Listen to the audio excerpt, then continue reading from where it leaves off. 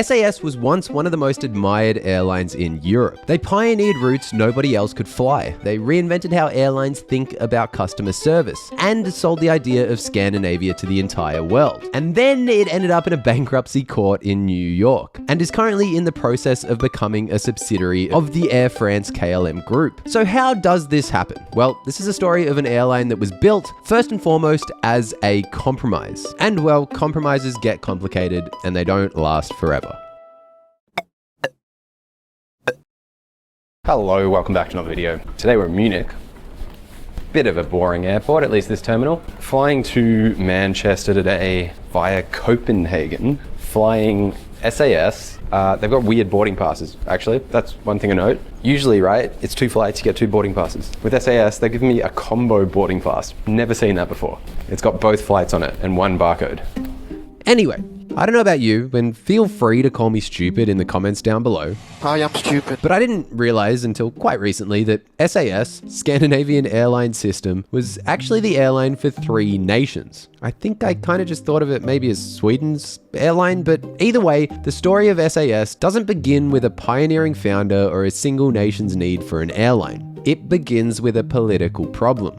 Let's go back to 1946. World War II is over and 3 small Scandinavian countries, Denmark, Norway, and Sweden, all want to fly over the Atlantic to the US. Denmark and Norway have just come out of years of German occupation, and their airlines are gutted from the war. Sweden, which stayed neutral during the war, is in a completely different position. They've got intact industries, undamaged airports, and a man named Marcus Wallenberg Jr. from one of Sweden's most powerful families had been planning ahead. In 1943, while the war was still raging, Wallenberg set up SILA, Swedish Intercontinental Airlines, with one ambition: to fly Sweden across the Atlantic the moment the war ended. SILA also had hardware nobody else did. During the war, 69 American B-17 Flying Fortresses, damaged bombers that couldn't make it back to Allied territory, had landed in Sweden. The Swedish government negotiated a deal with the Americans and were able to acquire 10 of them in exchange for repatriating hundreds of stranded US Air Force personnel. They then handed 8 of these over to Saab, who stripped out all of the military equipment and converted them into 14-seat passenger aircraft. They were crude, they were loud, and barely comfortable. But by June of 1945, before the war even ended, SILA was running private flights to New York. But here's the thing, private flights are a bit different from a regular commercial service. After the war ended, transatlantic routes were locked behind bilateral government agreements, and the country that controlled access to one of the most important destinations in the world, New York City, was the US. All 3 Scandinavian countries wanted in, but the Americans weren't interested in cutting 3 separate deals with 3 small nations. Pan Am's Juan Trippe, arguably the most powerful person in aviation at the time, was the loudest voice pushing this position.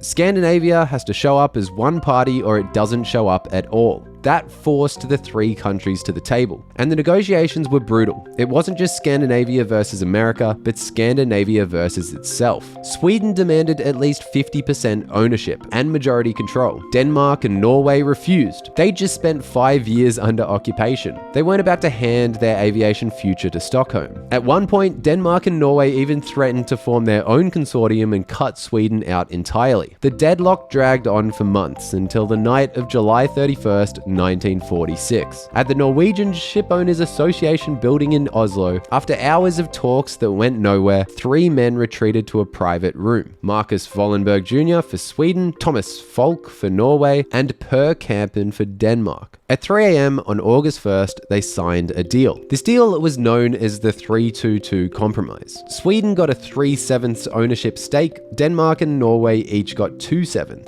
But this is sort of the crucial part. Sweden had the biggest stake, but they couldn't outvote a combined Danish and Norwegian bloc. It was sort of a diplomatic miracle. The first SAS flight departed Stockholm for New York on September 17th, 1946. But this new airline was messy from the very start. because what they'd actually created wasn't one airline. It was a joint venture. Denmark's airline DDL, Norway's airline DNL, and SILA from Sweden continued as separate airlines with their own staff, own domestic routes, and own European networks. They only shared the intercontinental operation. Otherwise, they were competing against each other. Every decision became political. Where were the hubs? Where were the jobs? Where did the maintenance take place? In just under 3 years, the friction boiled over. Norway announced it was leaving the consortium entirely. The Norwegians felt the structure favoured Swedish interests and that Oslo was being sidelined. This triggered emergency negotiations, and the resulting solution was interesting and rather incredible to say the least. Rather than let the whole thing fall apart,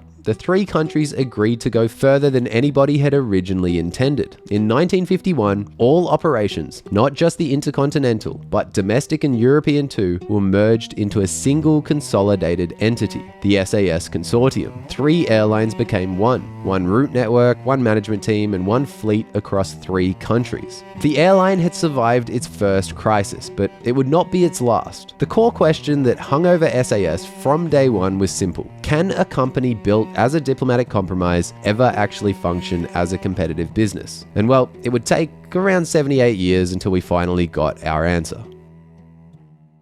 The smoking situation in Europe is incredible.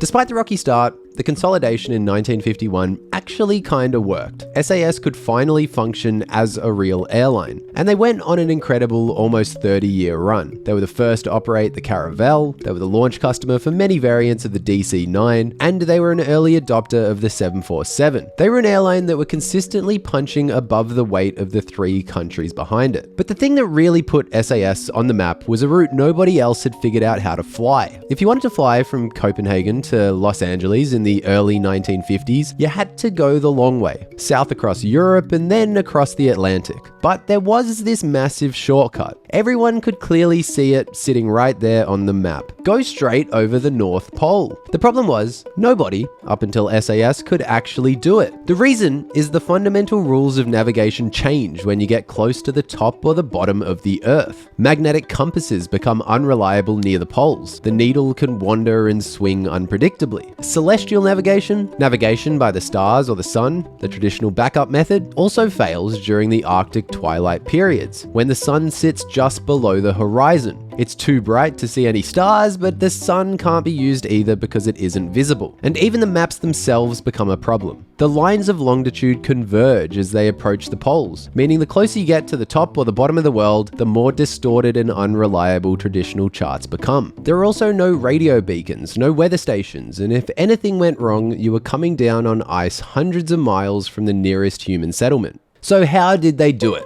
Well, it all comes down to a Norwegian named, oh boy, I'm going to butcher this, Einar Sverre Pedersen? I think that's close. He was a navigator at SAS and was crucial in developing new techniques for polar navigation. I won't go through all the fine technical details here, but he developed 3 systems that made polar flying possible. The first was a gyroscopic compass that didn't depend on magnetic north at all. It just held a reliable heading mechanically, no matter how the aircraft moved. Then there was the grid navigation system. This threw out the traditional charts entirely and overlaid a simple square grid on the Arctic, so pilots could fly in straight lines across the top of the world. And finally, he developed a sky compass for celestial navigation. This one's kind of my favorite. Here's how it works. Even when the sun sits below the horizon, its light still hits the upper atmosphere and scatters, causing the light waves to become polarized in predictable patterns. This sky compass used polarizing filters to read those invisible patterns, and by rotating the device until it was aligned, a navigator could pinpoint the exact direction of the hidden sun, keeping them on track through weeks of endless Arctic twilight. On November 15th, 1954,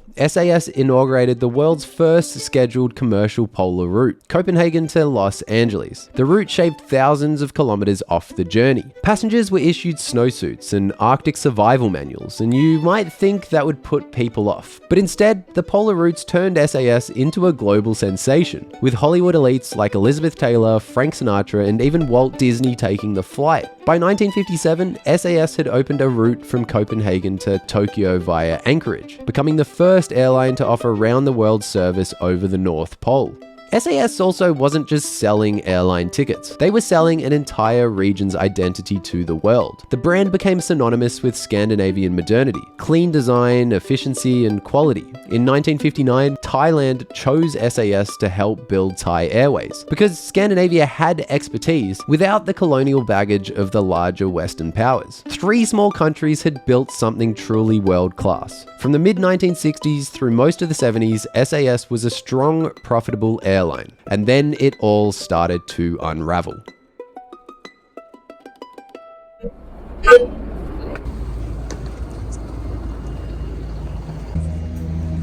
It's my luggage. Luggage? Yeah. Yeah, good. Can you please come in here, please, Okay. for one moment? No worries. We have vibration inside. Can you open and see It's from my vibration? shaver. Yes. I will just put this in like this, I think. Yeah, off now. Now 100% off. Okay. Should be okay. Thank you. Thank you. Oh, that's fine.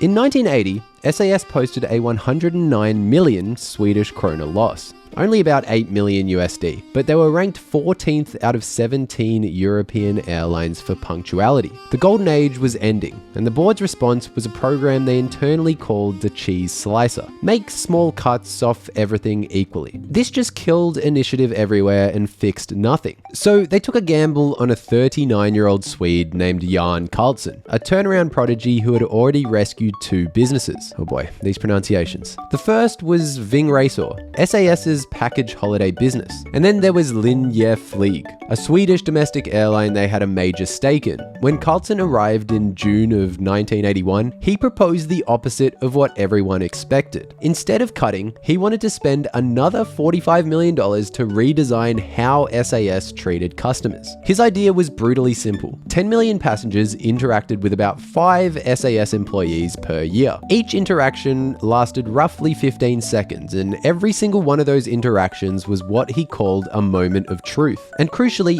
SAS was failing almost all of them. The 45 million was to rebuild the entire organization around those moments. There was new training, new service standards, and most importantly, he gave the people who actually interacted with the customer, the check-in agents, baggage crews, and cabin staff, the authority to fix problems on the spot without consulting a middle manager. Every employee received a little red book called Let's Get In There and Fight, with cartoons explaining his vision directly. Hello Mao. The results were extraordinary. Within a couple of years, SAS swung back into profit and Air Transport World magazine named them the Airline of the Year in 1983. The book Carlzon wrote about the turnaround, published in English as Moments of Truth in 1987, became one of the most influential business books of all time.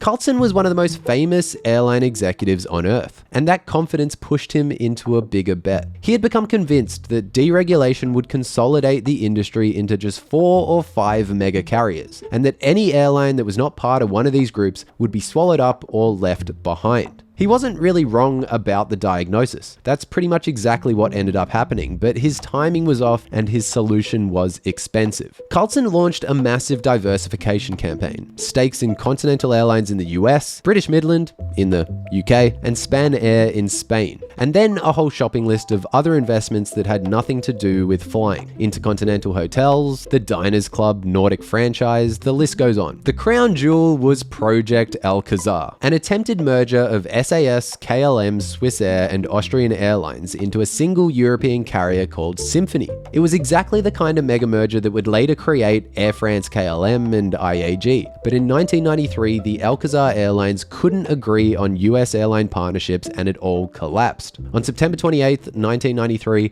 Carlzon was fired. He'd seen the future. He just couldn't get 3 countries, 4 airlines, and a dozen governments to move at his speed. With Alcazar now dead, SAS still needed global scale. So in 1997, it helped invent the next best thing. Star Alliance, the first global airline alliance. Co-founded with Lufthansa, Air Canada, Thai, and United, it gave SAS reach, but it also created an illusion of safety, masking the reality that underneath the Alliance logo, SAS was still running a bloated, high-cost model that was about to be ripped apart.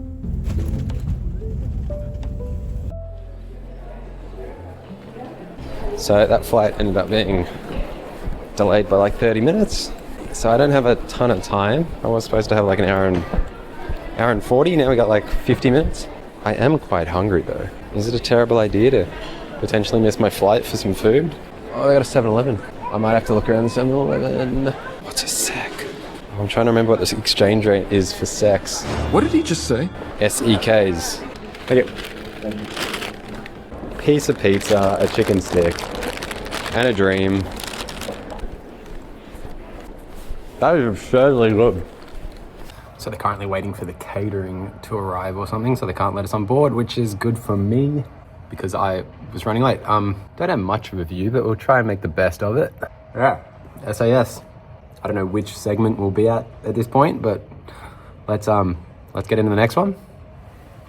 After Carlzon, SAS entered a long, slow decline. But to understand what really changed the competitive landscape for SAS, we need to touch on Norway, and specifically two airlines, Bratons and Norwegian Air Shuttle. Bratons was Norway's dominant domestic airline, but by the late 1990s, deregulation and a brutal price war with SAS left it struggling, and then 9/11 basically finished it off. In 2001, SAS acquired them for around $100 million USD, a bargain at the time. This left SAS practically in control of the Norwegian domestic aviation market, and one of the first things they did was clean house. And this is where Norwegian Air Shuttle enters the story. Norwegian Air Shuttle had been founded in 1993 by Bjørn Kjus. I want to say Kjos, but I'm pretty sure it's Kjus. Correct me in the comments. He started his career as a Norwegian Air Force fighter pilot, but when he left the military, he applied to work for SAS. They turned him down, so he went to law school instead, and spent the next decade working as a lawyer, but aviation pulled him back. In 1992, a small regional Norwegian carrier called Busy Bee collapsed. Bjørn bought the pieces and formed Norwegian. They operated a fleet of Fokker 50 turboprops on feeder routes for Bratons along Norway's western coast. It wasn't competing with anyone. It was a small subcontractor. But when SAS acquired Bratons, they cancelled all of Norwegian's feeder contracts without respecting the 18-month notice period. Norwegian was simply cut loose. Bjørn later stated, "We had to either close down or start a competitive business." So he did just that. He shut the turboprop operation, and by September 2002, Norwegian relaunched as a low-cost carrier with at least Boeing 737s, going head-to-head with SAS on Norway's busiest routes. And this plan worked. Norwegian grew fast. By 2008, they had expanded into Sweden and Denmark and were directly mirroring SAS's own network. Then came the long-haul, low-cost 787 Dreamliners, flying from Scandinavia to New York, Bangkok, and beyond. By the mid-2010s, Norwegian was Scandinavia's second largest airline and Europe's third largest low-cost carrier. Now, Norwegian's own story didn't end well. That can be for another video, but that's almost beside the point. The damage was already done. SAS had accidentally created its most dangerous competitor. And Norwegian wasn't the only threat. Ryanair, EasyJet, and dozens of others were operating under completely different models. No unions, precarious contracts, rock-bottom costs. SAS was the polar opposite. They had high wages, powerful unions across 3 countries, and a culture of workplace democracy. In a deregulated market, that was becoming an existential problem. SAS, like a lot of legacy airlines in the early 2000s, did attempt to create their own low-cost carrier. In 2003, they brought in McKinsey & Company to devise a scheme to better target the leisure market. This led to an airline called Snowflake. The problem with Snowflake, and well, a lot of these low-cost offshoots of legacy airlines, was the cost base. I really dive deep into all of this in this video.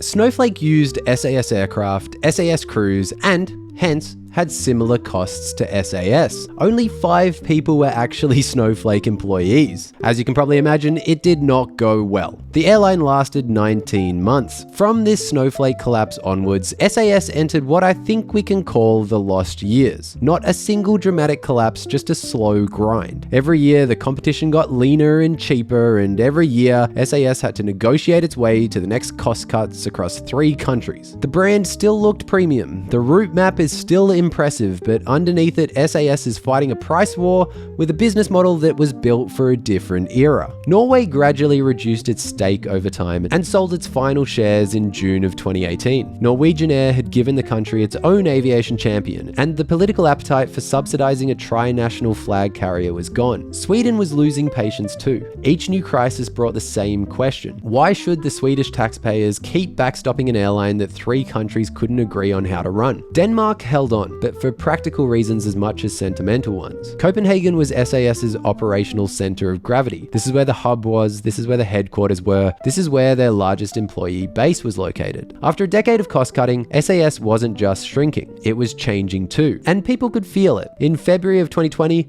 just weeks before the pandemic that would fundamentally reshape the airline, SAS released an advertisement called "What is Truly Scandinavian?" And the ad's answer was absolutely nothing. Swedish meatballs? Well, they're from Turkey. Danish pastries? From Austria. Parental leave? Pioneered in Switzerland. We take everything we like on our trips abroad, adjust it a little bit, and voila. It's a unique Scandinavian thing.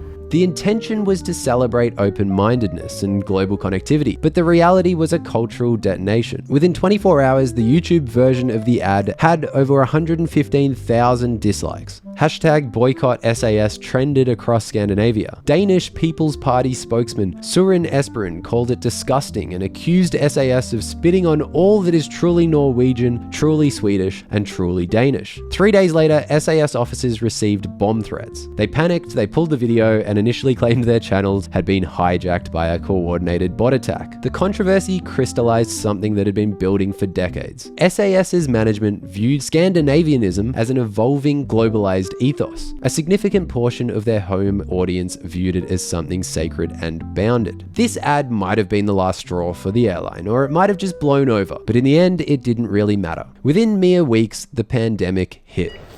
Thank you.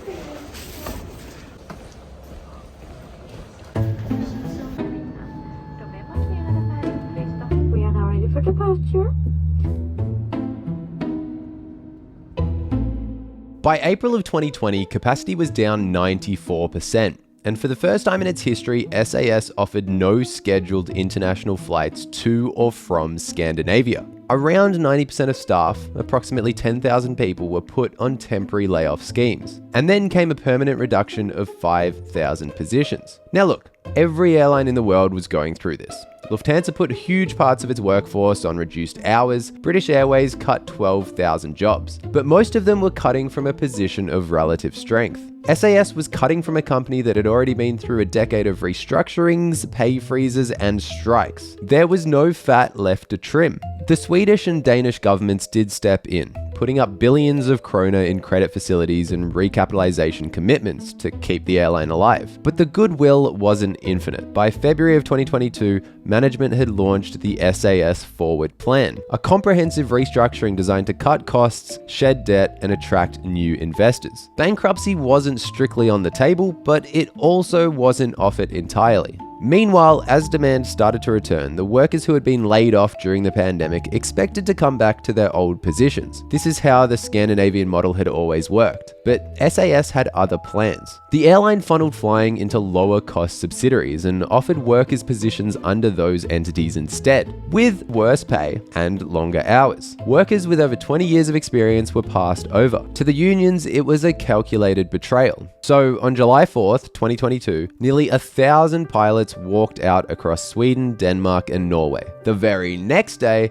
SAS filed for Chapter 11 bankruptcy in the Southern District of New York. A Scandinavian institution founded in Oslo all the way back in 1946 was now having its future decided by an American bankruptcy court. Management said the pilot strike accelerated the filing, but the chairman of the pilots group put it more bluntly: SAS wants to strike. The strike lasted 15 days, cancelled over 3,700 flights, and bled the airline of around 10 to 13 million USD a day. When the pilots did finally settle, they accepted a 25% pay cut and a 5.5-year strike ban. But the strike ending didn't end the crisis. SAS was still in Chapter 11 bankruptcy. The airline kept flying, tickets kept selling, but behind the scenes, lawyers and bankers were the ones deciding who would end up owning the company when it came out the other side. In October of 2023, the winning consortium was announced. They would inject 1.2 billion USD into the restructured airline. Castle Lake, a US private equity firm, would take roughly 32%. The Danish state would hold about 26%. Air France-KLM would take a 19.9% stake, and Lind Invest, a Danish family office, would take about 8.6%.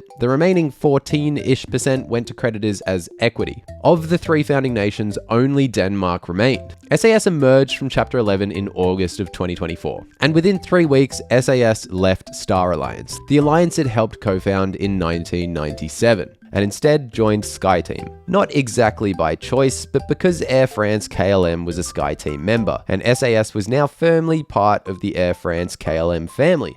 SAS spent decades selling the world a Scandinavian idea, and still to this day, the three flags of Denmark, Norway, and Sweden are on every fuselage, but the flags no longer control the company. In July of 2025, Air France-KLM announced its intention to raise its stake to 60.5%. SAS is formally becoming a subsidiary. So I guess an airline built as a diplomatic compromise can work, but maybe not forever.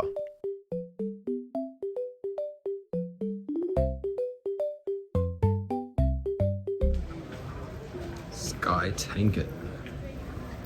What is sky tanking? Anyway, that's it. I'd appreciate it if you liked and subscribed. It helps out more than you think.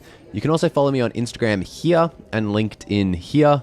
Go check out flyformula.com. I've just updated the site completely. There's some new stuff to see and some more stuff coming. I'll see you all in the next one. Bye. Simon? Is that Simon? What's Simon? I literally got hit.